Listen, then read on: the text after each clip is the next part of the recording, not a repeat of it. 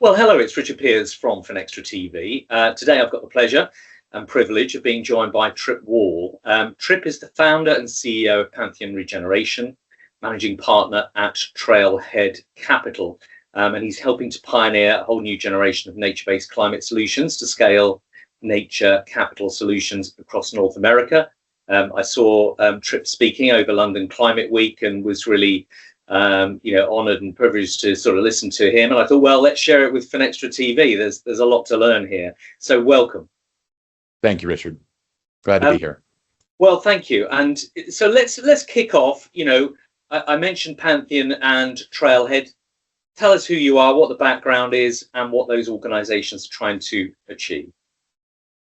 Yeah, thank you, Richard. I come from a family that had sort of timber and cattle operations, so kind of grew up understanding, the interactivity of the land, the animals, and thinking a lot about the natural systems. And in my philanthropic life, I have been president and chairman of the Colorado Wildlife Foundation now for about 16 years. And then I sit on the governor's Western States Water Council as well. And so have been really passionate about keeping water coupled to the land. Here in the West, we certainly have massive scarcity, also quality issues, but I think scarcity is probably the bigger issue. And really felt like, the catalytic sort of philanthropic nature of what we were doing is essential, but maybe not enough and not fast enough.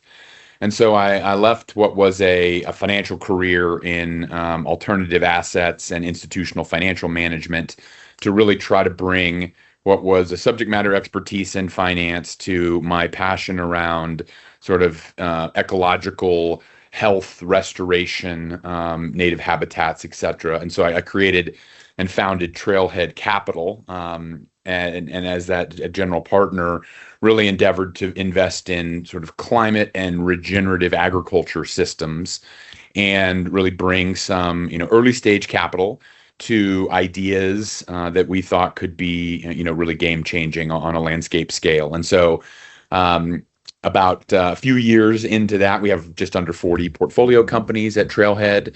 And just a few years into that, I had a transaction, a divestiture in the fund, and it really gave me an epiphany around what was I'm going to call it an investable sort of real asset thesis for nature, investable conservation, let's say, and how could we bring sort of return parity to this asset class or this real asset sleeve that would allow us to really restore, reintroduce cull native or invasive species, and then conserve, large corridors for habitat, for flyways, sort of rewilding, but do it in a way that actually created a yield, so that an allocator from an institutional perspective could allocate into a diversified position for the benefit of nature, with all of these incredible water, biodiversity, atmospheric carbon co-benefits, but then have a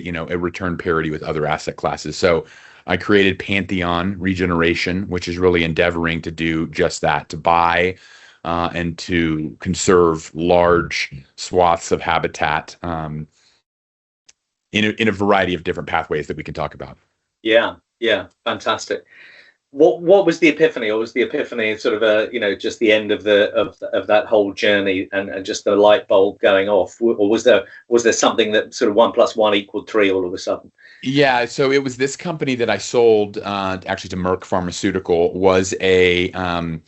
It was a intensive rotational grazing software and hardware company. So think sort of like a Fitbit for your cow that allowed you to keep the cows in a paddock and then rotate them, leaving the other paddocks fallow, regrow what was natural perennial grasses and sort of the microbiology in the soils, which actually, as we learned, then begins to build up soil organic content. So you're sequestering soils, you're bringing back native habitat that has a biodiversity and a water holding capacity impact, all of these awesome things. Yeah. Turns out Merck didn't want to use it for that exact purpose. They wanted to use it for sort of biometrics for the dairy business. And so what I realized is, working with Shell and some other companies that were involved, that there was a real opportunity to do sort of landscape scale restoration that could be funded by carbon amongst other sort of ecological income streams, and that there was a way to do it that I think the carbon markets 1.0 had kind of missed, having sort of this, what I call the molecule myopia, just being focused on the molecule of carbon, which is important. But for climate, it's a much broader and more interconnected set of attributes. It's water, it's the food system, it's carbon, but it's also the super pollutants. And it's the biodiversity. And so that was sort of the epiphany around, okay, there's a time and a place, I think it's now, to create something like this. Amazing. So just to bring it to life for people, can you sort of look at something now that's perhaps, reasonably along in its journey that you've invested in, what attracted you to it? Has it delivered, what you were hoping to in terms of a return, sort of do a bit of an anatomy of one of those, however far along you are in the journey, but just to give us a sense of, size, scale, operation, some of the challenges. Yeah, well, I think I'll double click on two, because Pantheon actually is, I think, our 23rd portfolio company in the Trailhead portfolio. So although it's its own separate platform, I think we invested early on in enhanced rock weathering. And I think now we were pretty convinced about the science back then, and I think it's even gotten more robust now. But I think the idea of what I would call a nature-based solution around the ability to both sequester carbon in an inorganic way, but also to have agronomic and other benefits to the soil and to the restoration story for both ag and for other types of grasslands and soils. It's a very specific sort of pathway, but I think it's starting really to see its day. So we had a transaction recently where our Ion was the company name that we invested in, was bought by Teradot, which is also a Microsoft portfolio company. And so I think we're starting to see the really that supply chain of being able to bring what is basically a natural occurring high alkaline silicate and putting that in the right landscapes where it's replacing lime. It's got a real positive carbon drawdown, as I said, in an inorganic fashion. It's helping build, again, that microbiology in the soil. It's bringing agronomic benefit to a variety of crop systems. It has a weed seed suppression kind of component. So in regenerative systems where you're not using chemicals for pesticide, fungicides, etc., it's a real benefit. And so, farmers on the land are beginning to be able to have what is a sort of a stackable income stream to their cash crop, which, as I'm sure the farming economics are very, very difficult almost everywhere. And so being able to bring those folks who are doing what I think is some of the most important work in the world in the food system, another way of staying and having a living wage on the land is a really profound component there. So I think that's one. And then I do think, because of what Pantheon is doing, we now own just under 20,000 acres. We've completed restoration on about 10,000 of those acres. Those particular acres are peat wetlands that had been really degraded. And they're really sort of climatological superheroes that are unsung on so many levels. And I think, coming back from London Climate Week and where you are, I realized how really astute, you guys are around peatlands and their importance. I think we're a little bit more behind here in the States. They're not protected. Nobody really is articulating sort of the benefits of what restoration or conserving these peatlands look like. And so, believe it or not, this is the first project of its kind in peat in the U.S. Wow. So certainly the largest, but we're doing really amazing things that I think are going to bear fruit in the very near future. We're sequestering massive amounts of carbon. I mean, these systems are the largest sequestration or carbon sinks on terrestrial Earth, and so it's really important, right, that we save them and don't degrade them.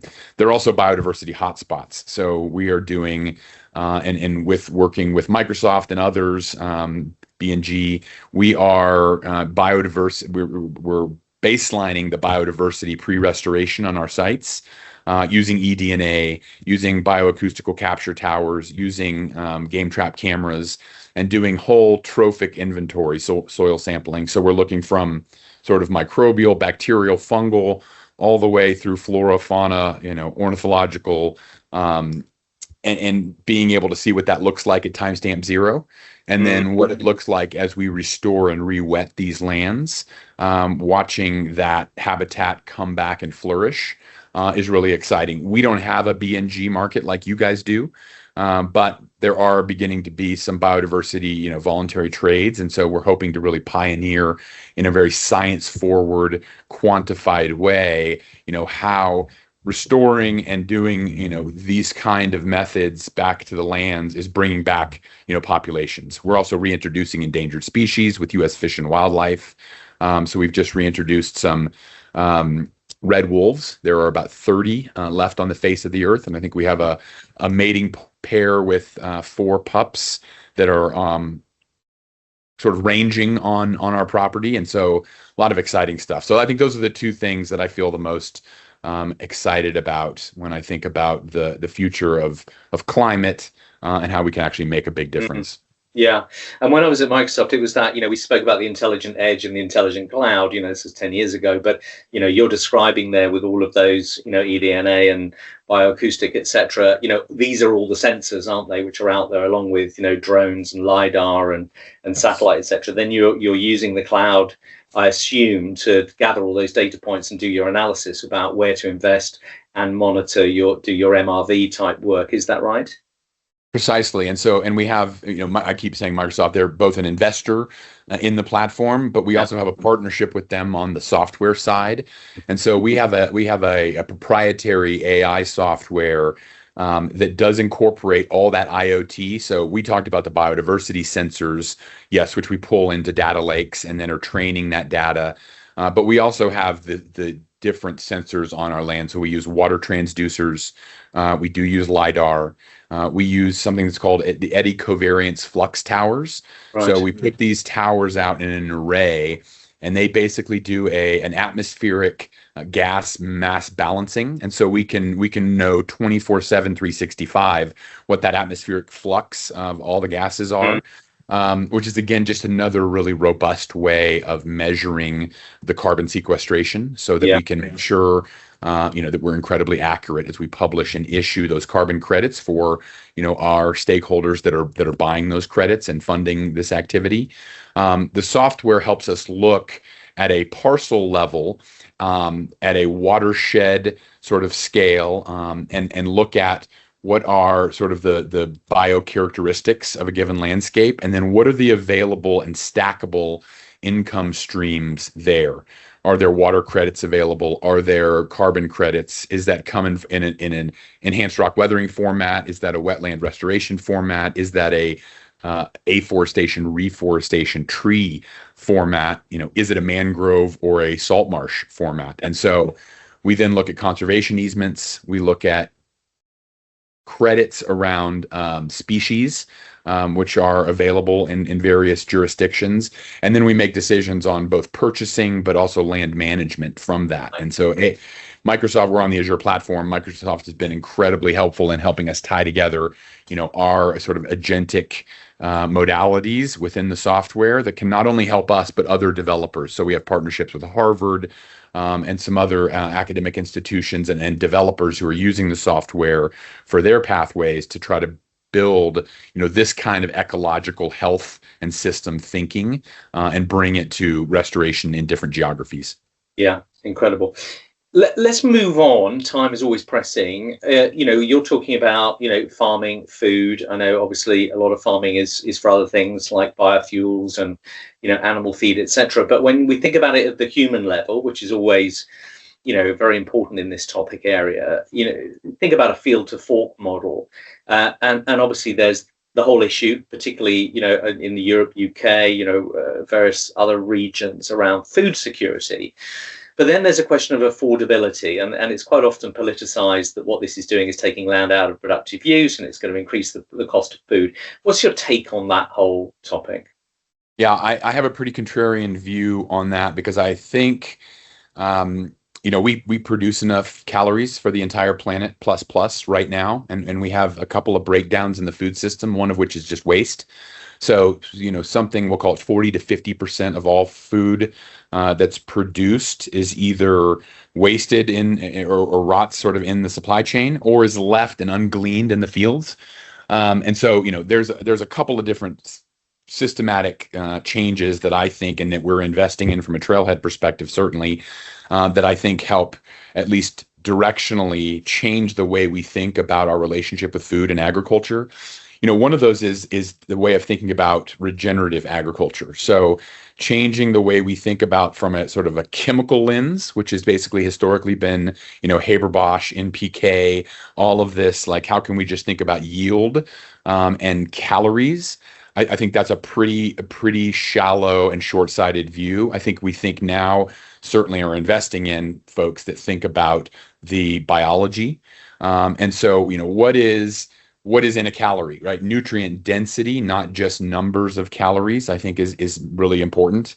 And then what we produce on the land and how we produce it is really important. So, we're investing across financing structures that allow people to convert from conventional to regenerative agriculture. We're investing in what I think is the panacea that really gets to the meat of your question, is a company called Audacious. Mm-hmm. And what Audacious is doing is being able to look through a variety of testing and spectroscopy and look at the actual nutrient density across a variety of KPIs of each species of food. And so you can take this conventionally grown tomato, for instance, and look at how vacuous it is from a nutrient, a phytonutrient, a mineralization, and even a toxicity perspective, PFAS, microplastics, et cetera. And then you can take this regenerative tomato and see how dense it is in terms of those minerals, those phytonutrients, how clean it is in terms of, no chemical toxicity. And as we begin to know in an outcomes-based system, what those food deltas look like, everybody will want to migrate towards that healthier, cleaner food. That's what I want to feed myself, my children, my pets. And as we begin to realize that as we're satiated with more nutrient-dense food, the less volume of calories we actually need to consume, right? And so there is actually what I think is a value from being able to bring food impoverished communities healthier food, and then they need to eat less of it. So, as we look over here, our portion sizes in the US, and you guys again do a better job than we do, but are enormous. But that's because our bodies are not getting the nutrient sort of satisfaction that we need. And so we crave more volume, and that's very expensive. So I really think that to answer your question, that what we can do is, I think we can tax the land less. I think we can create more nutrient dense food. And I think we can bring price pressure on that food. I also think that creates believe it or not, an increasing margin at the farm gate, because the lack of input costs and the lack of sort of maintenance from a regenerative polyculture system allows farmers to produce that really high quality food at a lesser cost. And as we bring in these nature-based systems that we can overlay, as they can get credit for water holding capacity in that soil, as they can get credit for carbon sequestration, as they can get credit for the biodiversity, whether that's pollinators or other species richness, it's an incredible win for both the climate, but then I think for human health. Yeah, it's a really interesting observation on that nutrient density and, avoiding the volumes and therefore the associated costs. Tell me, with the sort of scale of capital you're deploying here, which feel free to share if you wish, do you see yourselves, as a boutique that is pioneering and is going to attract capital towards you, which will scale up, the big pension institutional investors? How do you see the sort of scale up process working with what you're doing? Yeah, I would say a couple of things. We hope to deploy, billions into sort of this ecosystem, and that's really across kind of everything I've talked about. I will say specifically, in the Trailhead format, that's in a series of thematic funds that basically continue to get larger and able to deploy bigger checks into early stage ideas that can really change the way the world thinks about food and climate and all of these things. With Pantheon being a real asset company, we have a pipeline of hundreds of thousands of acres that we've actually sort of done fatal flaw analysis with our software and are ready to transact on as we continue to raise more capital. So, we think within a few, call it 24, 36 months, we have maybe 100,000 acres in an assemblage and are moving towards what we have identified as millions of restorable acres that we think we can really bring a profound impact upon. And that's billions of dollars of investment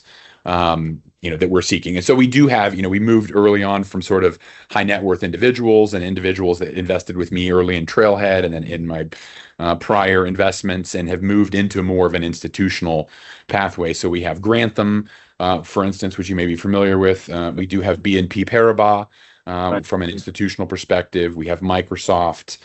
We have Rodale, which is a regenerative agricultural company and fund here in the United States. And so we're seeing that appetite for institutional allocation as we begin to sort of de-risk that thesis. And we think it's interesting that Pantheon has both an opportunity to be sort of private equity-like returns with the downside sort of hedge of a real asset portfolio, because we do own the land. And that land is not, there's not more being made of it. So that scarcity has created sort of a baseline yield here in the US and I think globally, but that we're hoping to layer on top of and bring those sort of institutional IRRs to the table. And I think once we can unlock that, which I think is in the very near future, sort of think 12 rolling months for us, then we really have the institutional inflows that we need to go attack that, million plus acre thesis. Wonderful. Well, it's very exciting to hear people like you applying this leverage to it. We've got to wrap up, but just give us if you haven't said it already, what lies ahead? What are you dreaming of? What's going to come next for you? Yeah, I mean, I think we think a lot about what's going on right now in AI, and I think we have a contrarian sort of take on what we can do right now as we look at hyperscalers and sort of the disturbance and disruptions that are coming with all the data center activity in the water, the power grid. Nobody talks about the biodiversity impacts, but we think about that. I think it's actually an incredible opportunity, once in a lifetime opportunity, to use this sort of scale and capital to be catalytic for restoration and conservation. So I think we can compel, and we're working with Microsoft and in conversations with others, to think about the ecology around the design and build, not only of existing data centers, but as we think about siting new data centers. And we think that capital pool has the opportunity to be of a magnitude that's greater than all of philanthropy and then all of current institutional capital into sort of the conservation restoration space. And so, I really think there's an opportunity here to tip what is a sort of a retreating social license around data centers and AI to really bring to the forefront water, biodiversity, and atmospherics for good. And I think we want to be pioneering in that spirit and hope to have more on that in the next year. So we're working hard on that right now. Yeah, I agree with you. And I tend to argue that point as well. I think it's a capital inflow. There's a social license to operate. There's been a long-term history for wanting to get those things right. We just need to hold the feet to the fire and have people like you applying them. So all the wind under your sails for that one. Tripp, thank you so much for joining us. It's been really fascinating. I'd love to talk further, but for now, thank you so much for your time. Thank you. It was an honor, pleasure. Thank you, Richard.